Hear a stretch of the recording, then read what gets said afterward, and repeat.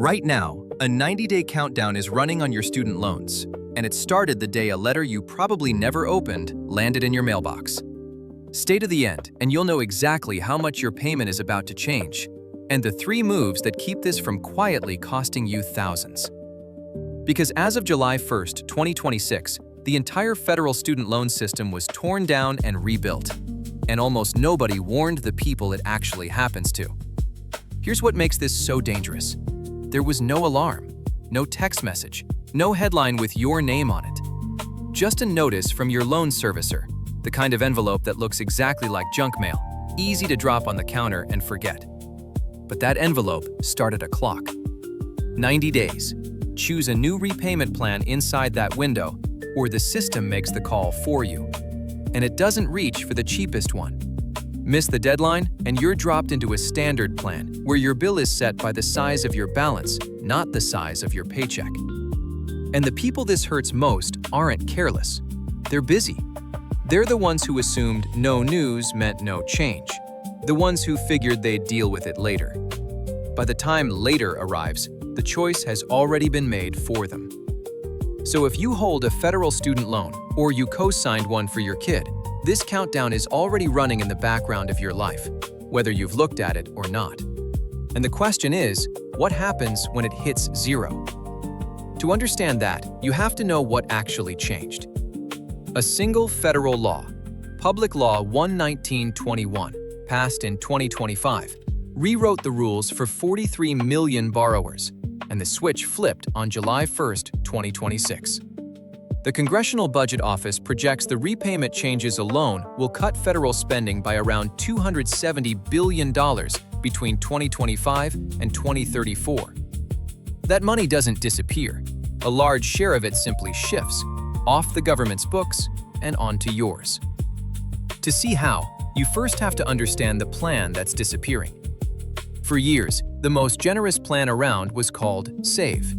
It tied your bill to a thin slice of your income, some payments as low as $0. For borrowers stretched thin, it was a lifeline, and more than 7 million people were still relying on it.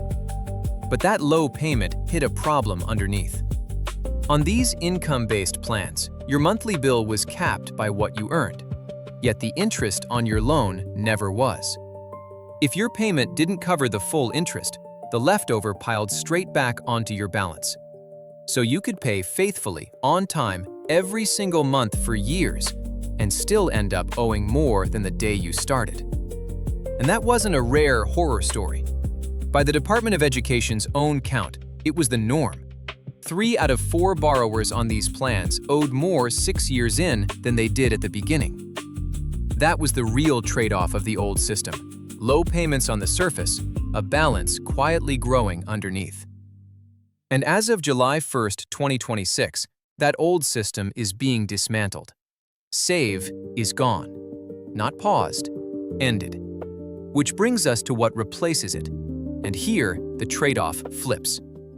The plan most borrowers get steered toward, the one servicers point you to, is called RAP, the Repayment Assistance Plan. Your payment is a flat slice of your total income, starting near 1% and rising to 10% for 6-figure earners. And RAP fixes the exact flaw that sank the old plans. If your payment doesn't cover the interest, the government now waives the rest, so your balance stops growing behind your back. There's even a $50 monthly match chipping away at what you owe. For the first time, paying on time actually moves you forward. But that protection comes at a price, and it lands hardest on the people you'd least expect.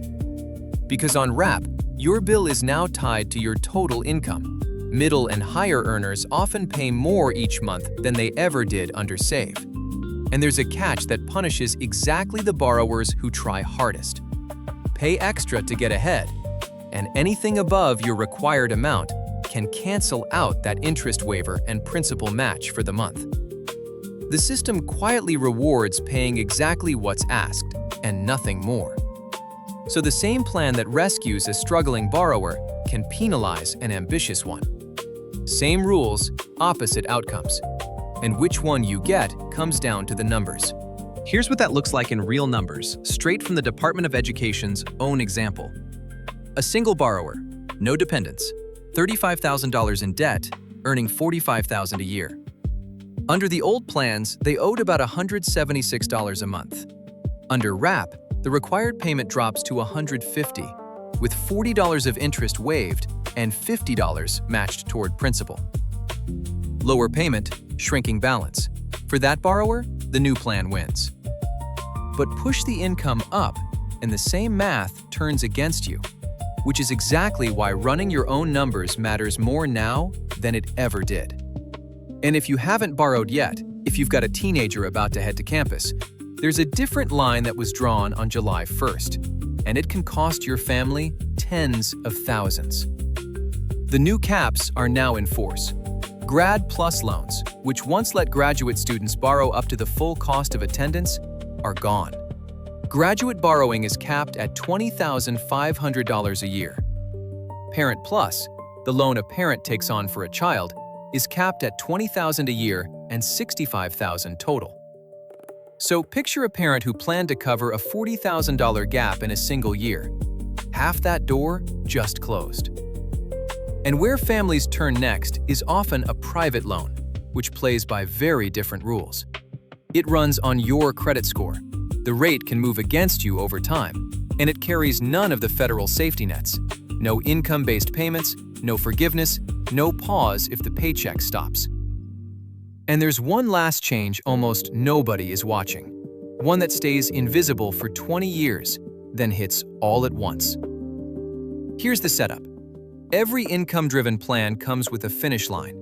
Pay for 20, 25, even 30 years, and whatever balance is left at the end gets forgiven, wiped away. That's the reward for a lifetime of payments. But here's the twist most people never see coming. In the eyes of the tax system, a debt someone erases for you counts as money you earned. So when that leftover balance is forgiven, it can be treated like income for that 1 year. Picture it. 2 decades of faithful payments, a balance finally wiped clean, and then a tax bill lands, as if that forgiven amount were a paycheck you never actually received. For a few years, that tax was switched off. Borrowers who reached forgiveness owed nothing on it. But that pause ended. As of January 1st, 2026, the tax is back on. So the finish line you spent 20 years running toward now comes with a cost attached. There's one way out. Public service loan forgiveness, for people who work in government or for a nonprofit, stays completely tax-free. And here's the good news buried in the new law. Payments you make under RAP still count toward it. So if you build your career in public service, you can cross that finish line with no tax bill waiting. So before your 90-day clock runs out, here's exactly what to do. Move 1. Find out what plan you're in right now. Log in at the official federal site, studentaid.gov, and read your loan details. You can't fix what you can't see. Move 2.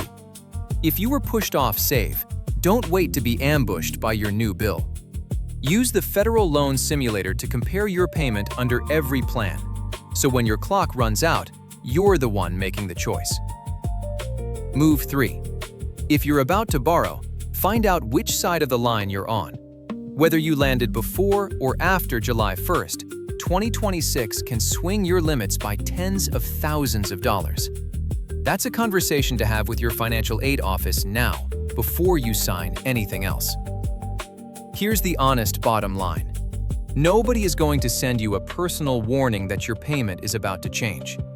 The default setting is silence, and silence is the expensive option.